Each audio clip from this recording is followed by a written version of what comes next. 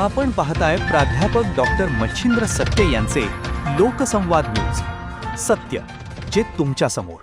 मुख्यमंत्री माझी लाडकी बहीण योजनेद्वारे पात्र महिलांना दर महिन्याला 1500 रुपये दिले जातात. मात्र ज्या महिला लाडकी बहीण योजनेच्या निकषामध्ये बसत नाही त्यांना या योजनेचा लाभ मिळत नाही.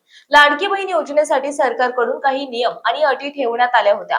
मात्र त्यावेळी सरसकट अर्ज पात्र ठरवण्यात आले होते. आता या अर्जाची छाननी केली जात असून निकषात न बसणाऱ्या आणि ई-केवायसी न केल्याने अनेक महिलांच्या खात्यात पैसे जमा केले जात नाहीयेत. परंतु जुलै महिन्याचा 1500 रुपयांचा हप्ता अद्याप जमा न झाल्याने पात्र महिला प्रतीक्षा करत आहेत. मिळालेल्या माहितीनुसार 15 ऑगस्ट पूर्वी लाडकी बहीण योजनेसाठी पात्र असलेल्या महिलांच्या खात्यात जुलै महिन्याचे पैसे येण्याची दाट शक्यता आहे. आज होणाऱ्या मंत्रिमंडळाच्या बैठकीत लाडक्या बहिणींच्या निधीचे थेट हस्तांतरण करण्याचा अंतिम निर्णय होऊ शकतो. जर 18 ऑगस्ट पर्यंत हा हप्ता महिलांच्या खात्यात जमा झाला नाही तर मग थेट रक्षाबंधनाचा मुहूर्त साधून महिलांच्या खात्यात थेट 3000 जमा होऊ शकतात अशी देखील माहिती समोर येते. त्यामुळे पात्र महिलांना थोडी प्रतीक्षा करावी लागणार आहे.